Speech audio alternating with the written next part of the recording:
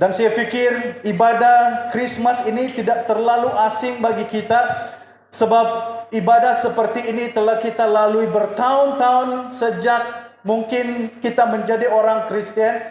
Namun saya selalu berdoa kepada Tuhan supaya ketika saya menyampaikan firman Tuhan dalam ibadah seperti ini, saya sungguh-sungguh memohon kepada Tuhan supaya dalam kebiasaan kita untuk mendengar message Christmas, iman kita bukan sahaja diteguhkan, dibangunkan, tetapi yang sangat penting adalah iman saya dan kamu akan dicabar untuk kita lebih setia melayani Tuhan, setia kepada Tuhan dalam hidup kita. Terima kasih kepada kepimpinan sidang di gereja ini, pastor sidang, para penatua-penatua yang ada di sini, karena kamu telah bermurah hati menyerahkan pelayanan mimbar pada hari ini kepada saya.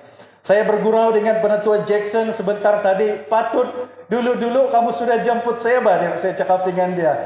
Nah, kadi penatua Jackson, penerika temasa di Reverend, dia bilang. Jadi saya pikir ini adalah masa yang kita mau celebrate bersama-sama di hadapan Allah, untuk kita bukan sahaja merayakan kelahiran Yesus Kristus, tetapi membawa ingatan kita kepada satu peristiwa yang luar biasa yang telah mengubah sejarah manusia pada 2000 tahun yang lalu di tanah Israel.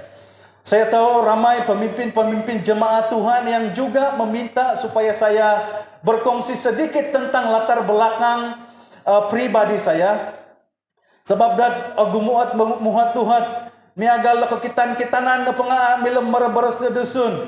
Kararangahan na pengaran nga Magat Ali, yang tadi dikatakan Teni Muhammad Ali, bukan Muhammad Ali. Muhammad Ali itu lain sikit, dia peninju kan. Jadi kalau saya peninju bolehlah, tapi Magat Ali. Jadi banyak yang ramai yang tertanya-tanya, dan mungkin mereka kata, Reverend bagus juga supaya berikan sedikit kesaksian dalam pemberitaan firman Tuhan pada pagi ini, mereka kata. Which is, saya menerima itu dengan baik, tetapi penyediaan khotbah saya pada pagi ini hanya dalam 45 menit dan paling pun dalam 50 menit. Jadi kalau ditambah-tambah dengan kesaksian pribadi mungkin lain-lain berarti kata penetua. Jadi saya akan lihat bagaimana saya boleh selitkan perkongsian firman Tuhan dengan kesaksian pribadi saya sementara saya berkongsi firman Tuhan pada pagi ini. Saya ingin memulai dengan menyatakan kepada kita tentang seorang personality television di Amerika Syarikat yang bernama Larry King. Mungkin ramai di antara kita, khususnya anak-anak muda yang ada di sini, biasa atau pernah mendengar tentang pribadi yang bernama Larry King. Larry King adalah salah seorang penemu ramah, atau dia interviewer, ini dalam bahasa Inggris, penemu ramah yang begitu terkenal di Amerika Syarikat. Dia telah menemu ramah orang-orang yang berpengaruh, ahli-ahli politik yang berpengaruh, ahli-ahli perniagaan, orang-orang yang bijak pandai, termasuk pastor-pastor yang senior pastor dari gereja-gereja besar di Amerika Syarikat telah diundang ke ini tayangan atau temu ramah yang dia sendiri kendalikan pada waktu itu. Larry King begitu disegani dan bukan senang untuk mau menjawab soalan-soalan yang dia lontarkan kepada orang-orang yang dia temu ramah ini. Sebab cara dia untuk menemu ramah ini agak provokatif. Dia memprovokasikan orang-orang yang dia temu duga, dan kadang-kadang kalau saya menonton cara dia menemu ramah seseorang itu agak keterlaluan, dalam bahasa yang tidak begitu baik adalah agak kurang ajar sedikit, sebab cara dia bertanya begitu direct to the point, dan dia tidak berselindung untuk bertanya kepada orang-orang yang dia temu duga. Now, pada suatu waktu personality TV Larry King yang begitu terkenal ini dan telah menerima anugerah penemu ramah yang begitu berprestige, pada suatu waktu ada orang yang bertanya kepada pribadi ini. Dia bertanya kepada Larry King dan berkata seperti ini, Larry King, kalau Anda diberi peluang dan kekuasaan untuk menjemput siapa saja yang ada dalam dunia ini untuk hadir dalam program Temu Ramah yang kamu lakukan. Siapakah orang itu? Kata orang yang bertanya kepada Larry King. Larry King menjawab dengan begini, dengan begitu berani dan begitu jelas. Dan dia katakan seperti ini, sekiranya saya diberi peluang untuk memilih orang yang saya mau temuduga, orang itu adalah Yesus Kristus, dia bilang. Wah, ini orang ini hebat ini. Dan orang yang bertanya soalan itu keliru sedikit. Dan dia bertanya lagi, kenapa Yesus Kristus yang kamu temuduga? Larry King dengan pantas menjawab, kalau Yesus Kristus ada di depan saya pada saat ini, antara soalan pertama yang saya akan sebut dan tanya kepada Yesus Kristus adalah, adakah Anda lahir dari rahim seorang perempuan perawan? Are you indeed a virgin birth? Kata Larry King kepada orang itu. Adakah benar bahwa Anda ini lahir dari rahim seorang perempuan perawan? Dan orang yang bertanya soalan itu berkata, kenapa demikian? Larry King mengatakan seperti ini, kalau sahaja Yesus Kristus yang menjawab soalan saya seperti itu, bagi saya itu akan mengubah sejarah manusia bagi saya, kata Larry King. Bayangkan ini, orang yang ada pengaruh, disegani, dihormati dalam dunia penemu ramah television di Amerika Syarikat mengungkapkan kalimat seperti itu. Saudara-saudari, ketika saya membaca kisah tentang Larry King, saya bertanya seperti ini, sebagai orang yang telah menjadi percaya kepada Yesus Kristus, dan seperti kamu yang telah menjadi percaya kepada Yesus Kristus, menjadikan Dia Tuhan dan penyelamat pribadi kita, adakah kita mau menunggu peluang seperti itu dahulu baru kita mau percaya kepada Yesus Kristus? Adakah kita mau menunggu suatu masa di mana kita boleh berjumpa dengan Yesus terlebih dahulu dan bertanya kepada Dia secara depan, muka dengan muka, adakah dia ini lahir daripada perawan suci Maria? Baru kita mau percaya bahwa perkara itu betul-betul terjadi. Saudara-saudari, Alkitab menyebut satu kebenaran yang absolut, dikatakan dalam tema Natal kita pada tahun ini, bahwa pada 2000 tahun yang lalu telah terjadi satu peristiwa di tanah yang dikenal atau disebut oleh firman Tuhan di Bethlehem, bahwa pada waktu itu malaikat Allah telah menampakkan dirinya kepada ini gembala-gembala domba, dan mengungkapkan kepada mereka, kata firman Tuhan dalam Lukas pasal yang kedua itu menceritakan kisah yang begitu detail tentang kelahiran Yesus Kristus, bahwa pada hari itu 2000 tahun yang lalu, seorang pribadi, yaitu Yesus Kristus, Dia penyelamat, Dia Kristus, dan Dia Tuhan, telah lahir ke dalam dunia ini.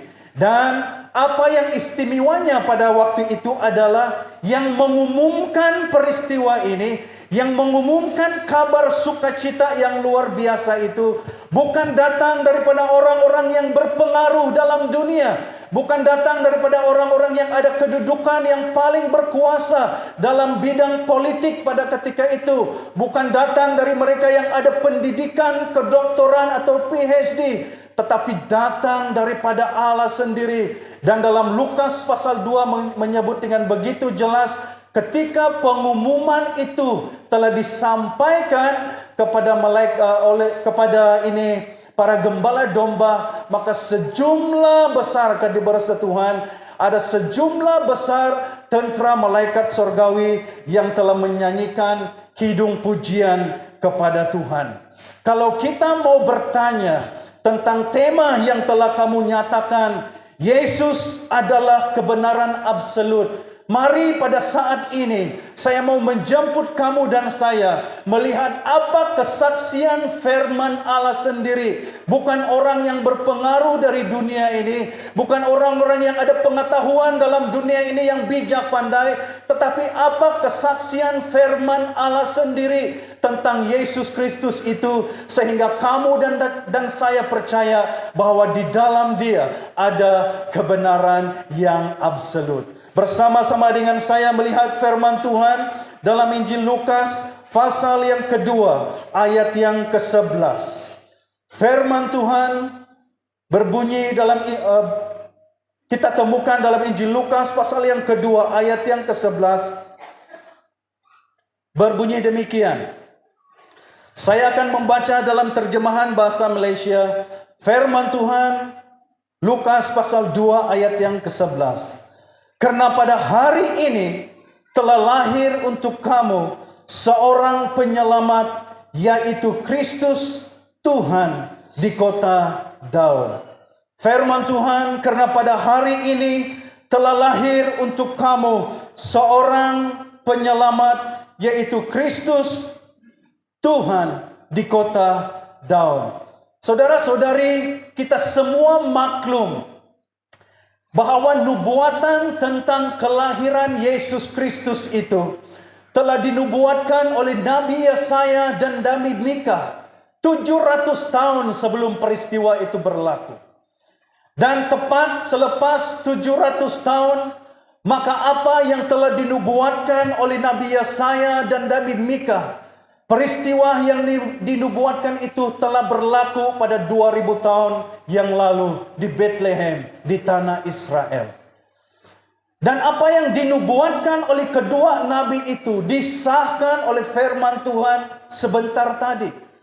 Antara lain yang disebut di sini sebelum saya pergi lebih dalam kepada firman Tuhan ini, disebut tentang kota Daud. Kalau kita melihat kota Daud seringkali dirujuk sebagai Bethlehem. Dalam ayat ini, kota Daud yang dipanggil Bethlehem adalah kota atau tempat yang tidak terlalu jauh dari Yerusalem. Dan itu dicatat dengan begitu jelas dalam firman Tuhan. Bukan sahaja Lukas mencatat itu dengan baik, tetapi Nabi terdahulu 700 tahun sebelum perkara itu terjadi telah menubuatkan hal itu tepat seperti apa yang telah dinyatakan oleh firman Tuhan. Maksudnya saudara-saudari, peristiwa kelahiran Yesus Kristus ini terjadi di bumi.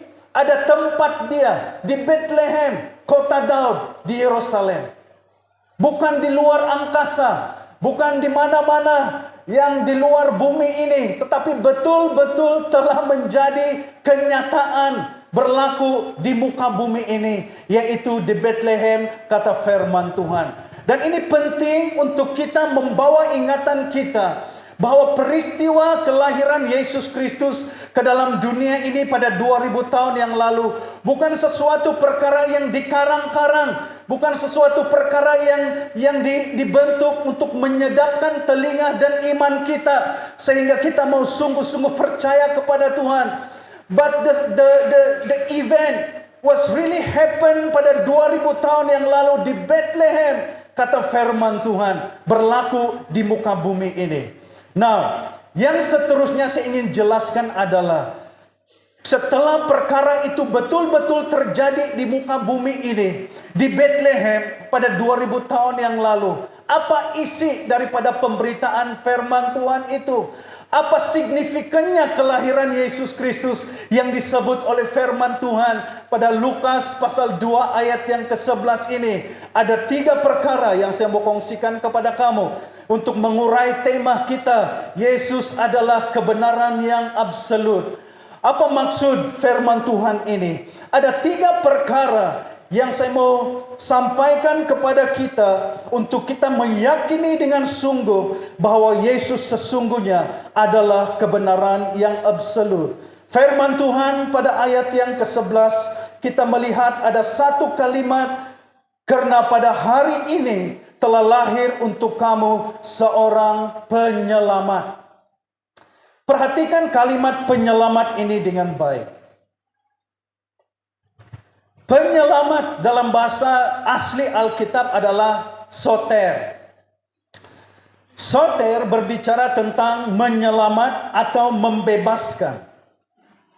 Maksudnya Yesus Kristus satu-satunya yang dirujuk dalam Alkitab sebagai penyelamat manusia yang membebaskan manusia dari kuasa dosa dan akibat dosa. Perkataan soter atau penyelamat di sini tidak diguna pakai kepada mana-mana atau kepada siapa-siapa pribadi yang ada dalam dunia ini. Hanya ditemukan atau hanya ditujukan kepada seorang pribadi, yaitu Yesus Kristus sahaja yang telah lahir pada 2000 tahun yang lalu. Kita semua tahu bahwa masalah manusia ini atau masalah utama manusia adalah dosa. Betul? Itu adalah masalah utama manusia. Seperti yang disebut oleh firman Tuhan dalam Roma pasal 3 ayat yang ke-9. Firman Tuhan menyebut di situ bahwa dalam dunia ini tidak ada satu pun yang baik. Dalam dunia ini sama ada kamu Yahudi atau kamu orang Israel atau bukan orang Israel, semuanya telah berdosa. Tidak ada satupun yang baik. Dan hukuman bagi dosa itu adalah maut, kata firman Tuhan. Kita tahu perkara itu dengan baik. Kalau kita berbicara tentang maut, saudara-saudari, itu adalah satu perkara yang menakutkan bagi ramai orang. Saya mengingat satu peristiwa yang saya telah baca tentang seorang pribadi yang telah mendedikasikan hampir sepenuh hidupnya kepada pelayanan Tuhan. Di satu tempat yang berada di kota Kolkata di India, yaitu Mother Teresa. Pada waktu Mother Teresa berjalan di satu lorong di kota Kolkata di India. Bagi yang belum tahu, Mother Teresa ini adalah seorang sister dari Roman Catholic yang telah menghabiskan hampir semua hidupnya untuk pelayanan bagi orang-orang miskin, orang-orang telantar, orang-orang yang sakit, orang-orang yang terbiar di kota di Kolkata di India. Dia ada satu pusat pelayanan, semua yang sakit, yang ada keperluan seperti yang saya sebut sebentar tadi, biasanya dia akan bawa di pusat pelayanan dia dan dia akan rawat itu secara percuma. Pada suatu waktu, Mother Teresa sedang berjalan bersama dengan beberapa orang timnya di satu lorong di kota Kolkata di India. Dia melihat ada seorang gadis atau ini gadis perempuan, ini perempuan yang masih remaja dalam keadaan yang tidak berdaya, tidak bermaya. Karena dia begitu miskin dan Mother Teresa karena melihat dia tidak bermaya, dia dengan cepat mengambil roti dan memberikan roti itu kepada anak perempuan itu. Pada waktu anak perempuan itu mendapat roti yang diberikan oleh Mother Teresa, anak perempuan ini mengambil roti itu dan dia mulai memakan. Kata kisah yang saya telah baca tentang individu ini. Dia mengambil roti itu dan dia mulai makan, tetapi Mother Teresa heran. Sebab roti yang dia ambil itu, dia makan sedikit demi sedikit. Tainion kan di bahasa adati. Kalau kita makan, kalau lapar, adakah kita mau kasih taini kita punya makanan? Kadang-kadang ada kepiye lausannya kalau sudah sampai makan kan, mana ada kita mau kasih sedikit-sedikit makanan yang kita mau makan. Tapi Mother Teresa melihat perempuan ini, anak perempuan ini, dia makan sedikit demi sedikit. Dan pada waktu Mother Teresa melihat perkara itu, dia berkata kepada anak perempuan ini, "Anakku, makanlah. Makan, habiskan roti ini." Kamu tahu apa yang anak perempuan itu kata? Dia kata seperti ini kepada Teresa. "Ibu, saya takut kalau saya makan roti ini dengan cepat. Saya takut kalau roti ini sudah habis. Saya takut saya akan lapar kembali," dia bilang. Wah, waktu saya membaca kisah tentang itu, wah, bayangkan perkara seperti itu memberitahukan kepada kita betapa terdesaknya anak perempuan itu. Sehingga dia kata, dia risau kalau roti yang diberikan kepadanya itu habis, dia akan lapar kembali. Itu ketakutan tentang makanan, tempinai-tempinai. Alkitab memberitahukan kepada kita, hukum dosa adalah maut, dan perkara itu sepatutnya menakutkan kamu dan saya sebagai orang-orang pada suatu ketika dulu yang dikuasai oleh dosa. Tetapi, kata firman Tuhan mengingatkan kita bahwa bayi yang telah lahir di Bethlehem pada 2000 tahun yang lalu itu bukan datang sebagai hakim, tetapi firman Tuhan memberitahukan kepada kita, dia datang sebagai penyelamat. Haleluya. Ketika perkara ini saya renungkan bahwa Yesus Kristus yang telah lahir di kota Bethlehem pada 2000 tahun yang lalu, lahir bukan sebagai hakim, tetapi dia datang sebagai penyelamat kepada umat manusia yang berdosa ini. Hati saya melimpah dengan pengucapan syukur, karena sesungguhnya ada jalan bagi semua orang yang percaya kepadanya untuk dilepaskan daripada penguasaan dosa dan kuasa maut. Haleluya. Kebenaran absolut tentang Yesus Kristus yang pertama disebut pada ayat yang ke-11. Dia lahir bukan sebagai hakim, tetapi dia lahir sebagai penyelamat. Ada orang yang berkata seperti ini. Mereka antara perkara yang paling mereka takut tentang api neraka adalah karena api neraka itu adalah tempat yang sangat menyakitkan. Alkitab tidak begitu banyak berbicara tentang kepanasan api neraka. Tetapi dengan jelas firman Tuhan mengatakan bahwa api neraka adalah tempat yang paling mengerikan karena ada api yang berterusan di tempat itu.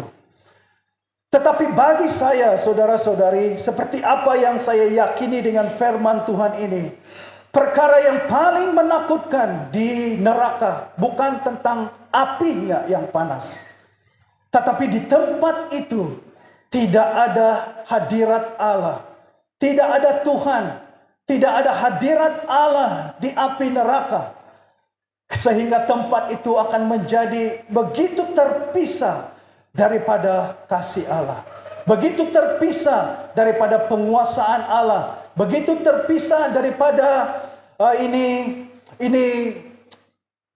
hadirat anugerah Allah di tempat itu. Dan perkara itulah yang paling menyedihkan, paling menakutkan di api neraka. Tetapi hal-hal seperti itu, firman Tuhan mengingatkan kita bahwa Yesus Kristus yang lahir pada 2000 tahun yang lalu adalah pribadi yang telah menyatakan dirinya sebagai penyelamat kepada semua orang yang percaya kepadanya. Namun poin yang pertama ini tidak berhenti di sini. Perkara kedua yang disebut oleh firman Tuhan tentang bayi yang telah lahir pada 2000 tahun yang lalu juga disebut tentang Kristus. Kamu tahu perkataan Kristus dalam bahasa Yunani adalah Christos. Dan terjemahan Kristos sebenarnya ini begitu luar biasa, yaitu merujuk kepada seorang pribadi yang diurapi oleh Allah untuk melakukan perkara-perkara yang di luar kemampuan satu kuasa pun yang ada dalam dunia ini. Firman Tuhan menyatakan dengan jelas dalam Zakaria pasal 9 ayat yang ke-9 bahwa Yesus Kristus adalah pribadi yang diurapi untuk membawa pengetahuan dan kebenaran. Maksudnya firman Tuhan itu memberitahukan kepada kita bahwa ketika kita percaya melihat Yesus Kristus, dia membawa pengetahuan dan kebenaran Allah yang kamu dan saya boleh terima, kita boleh alami dalam hidup kita sebagai orang-orang yang percaya kepada Tuhan. Namun lebih daripada itu, firman Tuhan menyebut bahwa sebagai Kristus atau pribadi yang diurapi, dalam Ibrani pasal 10 ayat 12 menyebut bahwa Kristus adalah korban yang dipersembahkan sekali untuk selama-lamanya, menyucikan, menebus kita daripada dosa-dosa setiap orang yang percaya kepadanya. Perkara ini sangat penting karena firman Tuhan dalam Ibrani pasal 4, kita membaca itu dengan baik. Ketika Yesus Kristus memberikan nyawanya, darahnya tercurah di atas kayu salib, pada kita satu laluan dalam hadirat Tuhan, satu laluan untuk menghadap Allah tanpa orang-orang seperti kamu dan saya merasa terhina, merasa bersalah ketika kita berhadapan dengan Allah sebagai Tuhan dan penyelamat pribadi kita. Ini perkara yang luar biasa. Saya ingat pada suatu waktu dalam pengalaman saya untuk menjadi pastor di gereja lokal. Waktu saya mula-mula saya memulakan pelayanan saya tidak ada lesen kendaraan. Mungkin ada di antara kamu yang telah mendengar kesaksian ini. Tapi saya mau kongsi sekali lagi bagi kamu. Tetapi jemaat punya kediaman pada waktu itu, dia jauh dari tempat ini gereja, di tempat di mana saya melayani. Karena saya tidak ada kendaraan, selalunya saya akan melawat jemaat dengan pengangkutan awam. Tetapi ada suatu waktu, ada jemaat yang bermurah hati dan dia kata, "Pastor, kalau kamu mau jalan, kalau pastor mau jalan, pergi ke rumah-rumah, membuat kunjungan atau pelayanan, gunalah motosikal ini," dia bilang. Kebetulan pula waktu itu memang saya pandai menunggang motosikal. Sekarang tidak berani sudah ini menunggang motosikal. Tapi masalahnya saya tidak ada lesen. Dan itu di bandar ini bukan di kampung, di bandar. Nah, pada suatu waktu dengan begitu yakin saya memulakan pelayanan saya untuk membuat kunjungan ke rumah jemaat, saya melewati pusat bandar. Pada waktu saya membelok ke kiri, tiba-tiba saya melihat, wah, punyalah Brahma itu polis traffic yang buat roadblock di tepi jalan. Pada malam saya membelok sebelah kiri. Dari jauh saya tidak nampak, sebab saya kena belok sebelah kiri. Sempat lagi saya pikir waktu saya lihat Brahma itu polis traffic yang ada di situ. Sempat lagi saya berpikir, alamak macam mana ini asaman nanti banyak malu-malu juga kamu malu itu asaman itu gembala kenapa masa itu.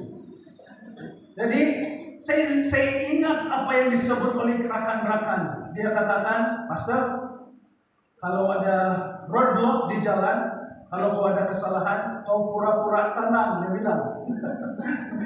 Pura-pura tenang dan jangan tunjukkan jangan kasih ketara yang ada kesalahan tentang diri kau di jalan. Jadi saya pun cobalah pura-pura tenang ini, bawa motor. Tapi ini polis traffic pun pandai. Macam dia orang tahu siapa yang ada kesalahan dan siapa yang tidak ada kesalahan. Mungkin dia orang ada latih mulai ya. Jadi waktu saya hampir sudah di roadblock, tiba-tiba ada seorang polis traffic yang buat seperti ini. Dia tunjuk saya dan dia buat signal seperti ini. Jadi itu saya tahu lah, ya memang hari ini karena saman lah saya sedang. Begitu saya pergi di tepi jalan untuk berhenti, tiba-tiba saya nampak ada satu polis traffic lagi. Saya tengok si punya Deacon yang memang ada di sana juga waktu itu. Nah, dia tunjuk saya sekali lagi, bukan lagi dia suruh saya pergi tapi dia bilang dia buat seperti ini. Kamu tahu apa maksudnya itu? Jalan. Dia suruh saya jalan.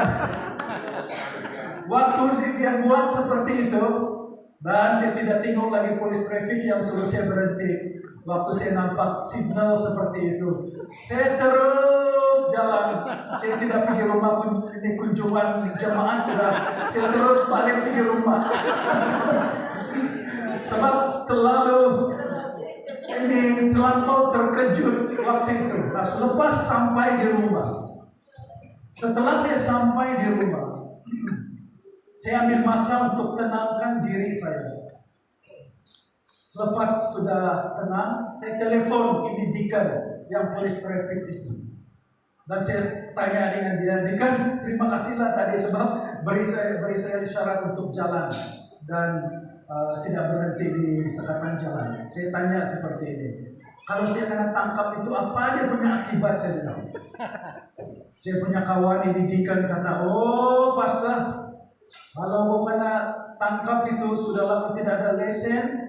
Kau bawa itu motor orang lagi, bukan kau punya motor. Satu, sudahlah kau kena fine itu pastor. Silap-silap kau kena penjara beberapa bulan. Itu motor pun kena sita. Dia bilang, Allah, waktu saya dengar sampai begitu sekali. Wah, saya punya hati betul-betul takutlah dengan keadaan seperti itu. Tapi syukur, ada seorang deacon polis trafik yang meminta saya untuk jalan. Saudara-saudari, hal-hal yang biasa seperti itu memberikan kelegaan kepada kita, memberikan kelegaan kepada saya secara pribadi yang mengalami situasi itu. Tetapi sepatutnya yang jauh memberikan kelegaan kepada kamu dan saya adalah ketika bayi yang lahir pada 2000 tahun yang lalu itu bukan sahaja dia dinyatakan atau menyatakan dirinya sebagai penyelamat, tetapi firman Tuhan mengatakan dia menyatakan dirinya sebagai Kristus yang telah membuatkan kamu dan saya layak di mata Allah sebagai orang-orang yang telah dibenarkan di hadapan Allah kita. Haleluya. Bayangkan ini, bukan senang-senang mau dapat ini teman-teman. Allah sendiri melalui anaknya Yesus Kristus yang telah melayakkan kita. Kalau kita membaca dalam Efesus pasal 1 ayat 7 di sana, di situ mengingatkan kita bahwa pelanggaran kita telah diampuni oleh darah Yesus Kristus yang telah tercurah di atas kayu salib. Wah, waktu saya melihat dan mengerti kebenaran yang absolut tentang Yesus Kristus sebagai Kristus itu, oh, hati saya dilimpahi dengan pengucapan syukur sepanjang masa. Kenapa tidak? Kalau kita membaca dalam Mazmur 130 ayat yang ketiga, firman Tuhan mengatakan di situ dengan begitu jelas, jika Tuhan kita itu adalah Allah yang mengingat-ingat kesalahan kita pada masa lampau, siapakah di antara kamu yang boleh bertahan di hadapan Allah? Kata firman Tuhan. Tetapi Allah kita bukan seperti itu. Karena Yesus Kristus telah lahir ke dalam dunia ini 2000 tahun yang lalu, kamu dan saya boleh berdiri di hadapan Allah tanpa perasaan bersalah, sebab Allah melihat Yesus Kristus yang ada dalam hati kita. Haleluya. Dan firman Tuhan dalam Roma mengatakan, untuk itulah kamu dan saya boleh menyebut, boleh memanggil Allah bukan sebagai Allah sahaja, tetapi kita boleh berkata, menyebut kepada Allah, memanggil Dia sebagai Abba dan Bapa kita. Haleluya. Luar biasa. Namun perkara ini tidak berhenti sampai pada perkara yang kedua ini. Ada satu perkara yang begitu istimewa juga disebut pada ayat yang sama tentang bayi yang telah lahir pada 2000 tahun yang lalu itu. Selain daripada penyelamat, selain daripada Kristus atau Kristus, firman Tuhan mengatakan bahwa Dia adalah Tuhan. Saya akan akhiri perkongsian firman Tuhan ini dengan membawa kita melihat tentang perkataan Tuhan pada ayat firman Tuhan ini. Saudara-saudari, Tuhan yang disebut pada ayat yang ke-11 ini berbicara tentang suatu kedudukan atau bukan kedudukan, ini satu pribadi pada tahap tertinggi dalam kedudukan atau tertinggi dalam kekuasaan. Maksudnya ketika Tuhan disebut pada ayat yang ke-11 merujuk kepada Yesus Kristus atau bayi Yesus Kristus yang telah lahir pada 2000 tahun yang lalu itu. Bayi itu adalah Allah yang paling tinggi dalam kekuasaan. Kurios, itu maksud kurios. Dia memegang tahap kedudukan yang paling tertinggi dalam kekuasaan yang ada dalam mana-mana pun yang ada dalam dunia ini atau di luar dunia ini. Dan itulah sebabnya kalau kita membaca dalam Matius pasal 28 ayat yang ke-18, firman Tuhan di situ menyatakan dengan begitu jelas. Yesus berkata, segala kuasa di sorga dan di bumi telah diberikan kepadaku, kata Yesus Kristus. Dia adalah Tuhan. Dan kalau kita mengerti kalimat ini dengan baik, adalah satu kebanggaan, adalah satu berkat yang luar biasa yang kamu dan saya nikmati pada saat ini. Karena bayi yang telah lahir pada 2000 tahun yang lalu itu, dia bukan sahaja sebagai penyelamat, dia bukan saja sebagai Kristus, tetapi firman Tuhan mengatakan bahwa sesungguhnya pribadi itu adalah Tuhan. Kita faham maksud kalimat ini dengan baik. Firman Tuhan menyatakan dengan begitu jelas bahwa status Tuhan yang disebut tentang kepada Yesus Kristus itu memberikan jaminan kepada kamu dan saya bahwa segala sesuatu yang berlaku kepada orang-orang yang percaya dalam dunia ini, baik hidup, baik maut, baik kesusahan, baik keselisaan, kesehatan, kesakitan, semua sesuatu yang berlaku dalam hidup kita ini adalah tidak lepas daripada ketentuan dan kekuasaan Tuhan. Pada suatu waktu, sekarang saya mau menjelaskan kepada kita tentang bagaimana bahasa orang atau bagaimana kata-kata orang yang percaya dan menyadari bahwa Yesus Kristus itu adalah Tuhan dalam hidupnya. Beberapa tahun yang lalu saya telah berkunjung ke suatu tempat, satu sidang pelayanan seorang pastor kita. Hamba Tuhan itu adalah salah seorang, pada ketika itu adalah salah seorang reverend dalam SIB, dan dia satu-satunya reverend masa itulah di kalangan orang buruh dalam SIB. Hanya satu orang saja reverend pada masa itu. Saya telah berkunjung ke pelayanannya sebab saya mendengar dia dalam keadaan yang sakit. Nah, pada waktu saya tiba di tempat di mana dia melayani, saya melihat memang kaki pada sebelah kanan atau sebelah kirinya itu telah dipotong. Dan dia memberikan kesaksian kepada saya kenapa itu berlaku. Saya mau kongsikan kepada kamu.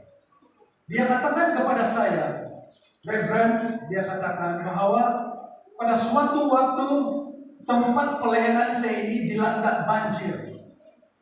Dan pada waktu banjir melanda rumah sidang dan termasuk gereja sampai pinggang, tahap paras pinggang, dia katakan, saya turun dari tingkat atas turun ke bawah dan memindahkan barang-barang yang masih boleh diselamatkan, dia katakan. Nah, pada waktu dia melakukan hal-hal seperti itu, tiba-tiba dia rasa dia terinjak sesuatu yang tajam.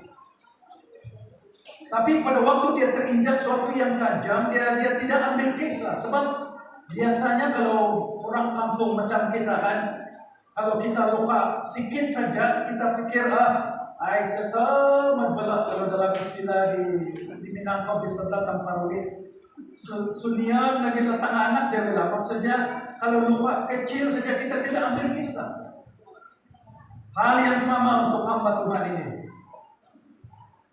Waktu dia melihat bahwa ada luka kecil pada kakinya, dia lihat, ini perkara kecil. Waktu dia naik di atas dan dia lihat ada luka kecil, dia tidak hiraukan. Beberapa hari selepas itu, luka kecil itu tidak sembuh, tapi makin sakit. Tapi dia masih tahan. Dia masih coba untuk tahan. Pendekkan cerita, beberapa lama daripada itu, luka yang tadinya kecil itu, waktu dia lihat kakinya sudah mulai kebiru-biruan, dia kata. Itu yang dia sebut dengan saya. Dan pada waktu itu dia tidak tahan, sudah dia pergi ke hospital. Pada waktu dia sampai di hospital, dokter mengatakan kepada dia, saudara, kaki ini tidak boleh diselamatkan, saudara, dia perlu dipotong. Dan karena tidak ada pilihan yang lain, pribadi ini katakan, oke, dia bersetuju untuk kakinya dipotong. Tapi bukan bahagian itu yang saya mau kongsikan. Pada waktu dia selesai menjalani prosedur rawatan kakinya dipotong, dia kembali ke sidang pelayanan di tempat dia melayani. Pada waktu dia keseorangan dalam biliknya, dia katakan. Dan ada anak yang menghantar buah-buahan dengan pisau yang dalam piring untuk dia membuka buah-buahan yang dihantarkan kepadanya. Kamu tahu, hamba Tuhan ini berkata seperti ini. Dia katakan, Reverend, pada waktu itu saya begitu tertekan, saya begitu stres, karena saya tidak boleh melayani seperti sebelum ini. Dan saya betul-betul terfikir, lebih baik saya mati daripada hidup, dia kata.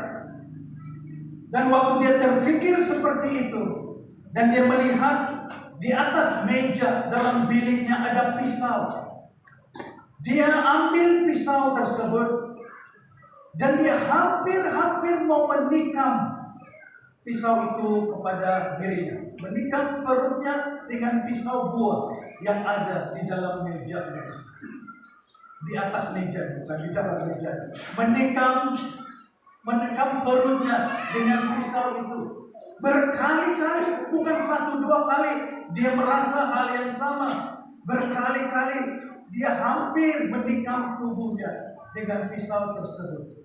Tetapi dia katakan ini dengan jelas. Tetapi Reverend, dia katakan, ketika saya memegang pisau itu dan hampir mau menikam tubuh saya, dia katakan, pada waktu itulah saya ingat tentang firman Tuhan yang saya dengar, firman Tuhan yang saya belajar, dan firman Tuhan yang saya ajarkan kepada jemaat saya kembali hidup dan berkuasa dalam hidup saya, sehingga akhirnya saya tidak jadi untuk menikam perut saya atau membunuh diri, dia bilang. Dia telah meninggal pada tahun 2021 dan bersama-sama dengan Tuhan di surga. Tetapi kesaksiannya pada waktu itu kepada saya memberikan keyakinan kepada saya secara pribadi bahwa itulah bahasa orang percaya yang percaya dalam hidupnya bahwa Yesus Kristus itu adalah Tuhan yang mampu menjaga, memelihara, berkuasa dalam hidup kita. Sama ada kita hidup ataupun kita mati, kita berada dalam genggaman Tuhan. Tidak ada satupun kuasa dalam dunia ini yang dapat memisahkan kita daripada Tuhan, karena Dia adalah Tuhan, kata firman Tuhan. 2000 tahun yang lalu Yesus Kristus lahir dalam dunia ini. Bukan sahaja Dia adalah penyelamat, bukan saja Dia adalah Kristus, tetapi sesungguhnya firman Tuhan mengatakan Dia adalah Tuhan kepada kamu dan saya. Saya pernah ditawarkan oleh bapak saya. Ini mau kesaksian pribadi sedikit lah. Ini memenuhi permintaan jemaat Tuhan di sini. Saya pernah ditawarkan oleh bapak saya pada waktu saya berumur 25 tahun. Saya tahu ini direkam, tapi jangan kamu kasih viral lah, ini agak sensitif sedikit. Pada waktu umur saya